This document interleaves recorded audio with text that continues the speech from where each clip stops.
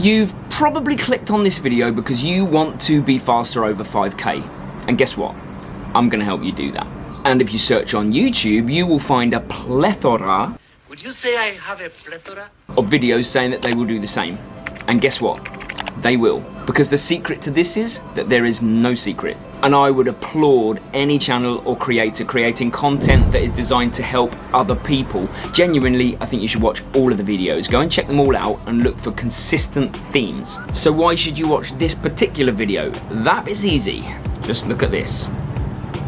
That's a joke. What I mean is that I feel that I can offer you a unique angle on all of this. As a PE teacher, a coach of 15 years, I have a sports science degree and a passion for all things psychology behind it all. I know that I can elaborate on and yet simplify the concepts that I'm talking about. And that means that you can take it away and implement it immediately, like right now. No secrets, none. Just evidence-backed approaches that will see you smash your PBs in the mouth. Shall we get started? Okay. I'm going to give you 5 tips that you're going to hear very regularly in the running world and training world, and I'm going to elaborate on them for you. And the first one, number 1, is consistency. Now, I'm not a big fan of this word. Consistently could mean that you train consistently poorly. So I'm going to add in smart consistency.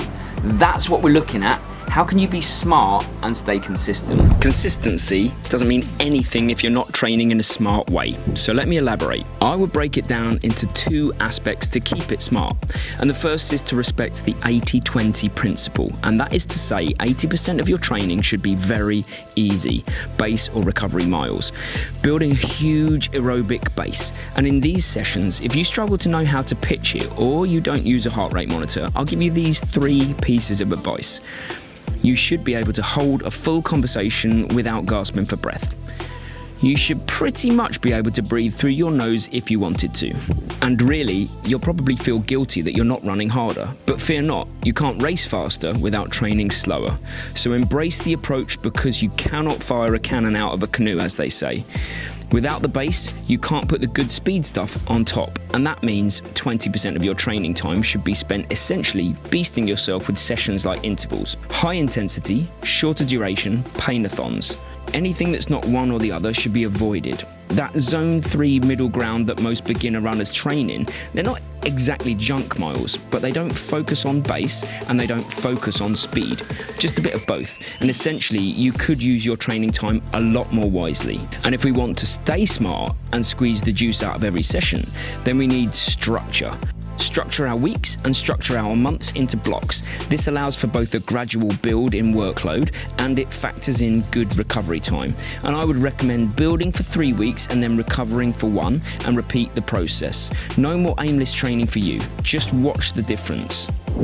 Tip 2 is take the phrase strength and conditioning, throw it out the window, and then go and get it because you're going to need it, but it is part of a bigger picture, and that bigger picture is prehab.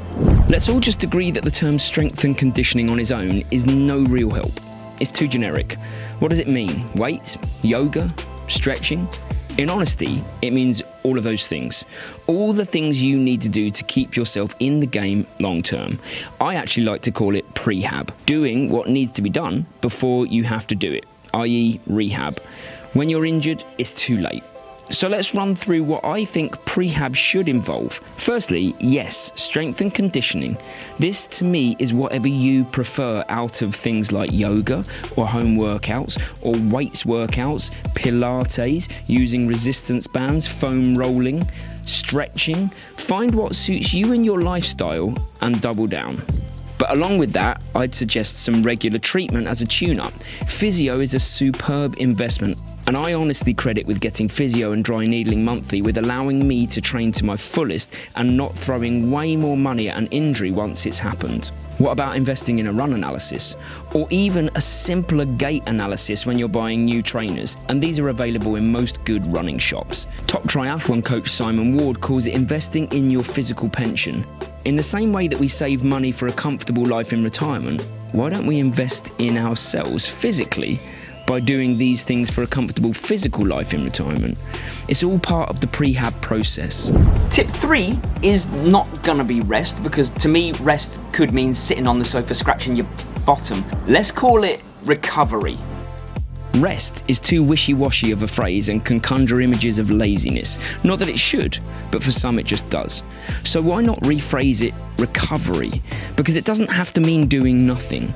But if you want to get faster, you have to take your recovery seriously. That can mean factoring days off of training, factoring in lighter recovery style sessions like easy runs, swims or yoga for example, but it also means factoring in recovery weeks, which comes back to the smart consistency in our structure. A lot of people don't know this, but actually exercising is not what makes us faster or stronger. Sure, it's part of the process, it's the breaking down and stressing of the systems part, but it's the recovery part of the process that repairs those muscles stronger, that improves our cardiovascular system. So without proper recovery, we don't make proper gains. Again, there are gains, but not as good as if you really took it seriously. And then factor sleep into that. Are you giving yourself the best chance to repair and recover, or are you staying up too late and hampering your progress? Although 8 hours of sleep is a myth, we all have an individual sleep need that is usually between 7 to 10 hours. The science says that less than 7 hours of sleep regularly is actually extremely detrimental to our health. And finally, nutrition. Certain foods promote recovery and reduce inflammation. You don't need to be a nutritionist to know that food cooked from scratch with a good balance of carbs, fat, protein, and lots of veggies is the way to be in control of what goes in your body. Avoid all of those hidden extras that come with ready-cooked meals or fast food. Be in control of what goes in you, and you win. And tip 4, I want to bin the phrase speed workouts, and I want to replace it with the phrase intensity workouts, because speed workouts could rule out so many good sessions like hill reps. Now, this is where we start to drill into some spicier sessions that are going to make you faster. But instead of suggesting speed sessions, I think you're better off focusing on the word intensity. And the reason for this? Simply put, it allows you to add in intense sessions where you're not actually running fast, like hill reps. But really, the body remembers effort. So my coaching advice is to settle on a session or two that you feel is effective and drill down into that.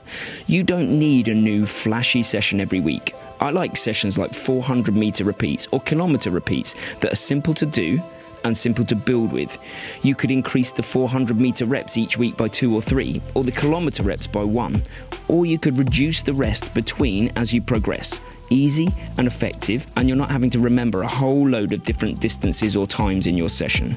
You can always change it up each block, like 400s in one block and then kilometers for the next. Really and honestly, simplicity and consistency is the absolute key here. And it's important to remember that 5 kilometers is still an endurance event, so A, you don't need to be doing 100-meter sprints, and B, still don't ignore the 80-20 rule. If you do the majority of your training easy, then you can really nail the quality when it's time to put the hammer down. Tired legs and over-fatigue reduce session quality when it really counts. Speed is great, but intensity is better. Your body remembers it. And tip 5 is an interesting one. Tip 5 is about mindset, but it's not necessarily the mindset that you might expect me to say, because lots of people expect me to say that you have to tough it out, you have to make it happen, you have to grind it out. But actually, elite athlete mindsets, they might surprise you. But deeper than that, it was found that when studied that the main traits that separated elite athletes' mindsets from non-elite were 2 easy to replicate things. 1. The ability to think long term. Often athletes train in blocks spanning years overall. Take Olympians.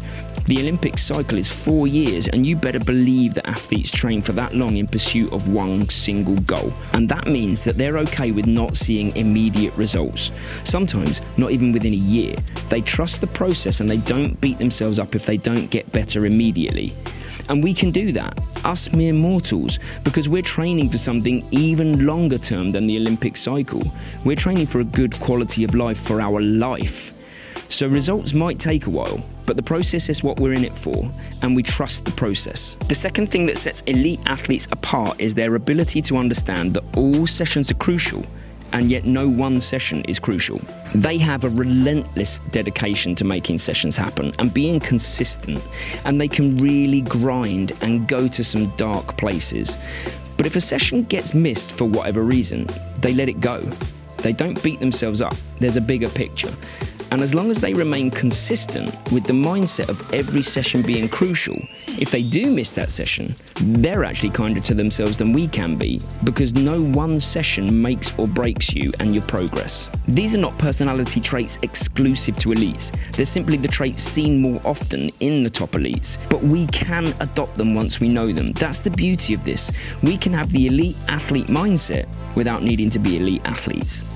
Look, these are a lot of the strategies that I've used that have taken me from a 21-minute 5K runner down to 17:30 and taken Mary from 22 minutes down to 19:47, and numerous other athletes as well. This stuff works, and it's no secret. And if by watching this video or creating this video I have convinced you to become a member of this mishap community, then we're all the richer for it. So if you want to consider subscribing, then do so. But no hard sell from me. All I can say is that there are a ton of exciting race videos, comparison videos, review videos, everything videos coming up that I wouldn't want you to miss out on. So jump on board. And thanks for stopping by. I appreciate it. And if you've got any of your own tips, then make sure that you put them in the comments. And I'll see you Sunday for Mary's final of the 10K Running Zone Challenge in the National Rajamangala Stadium in Thailand. So exciting, I can't tell you, but you have to wait for Sunday for that.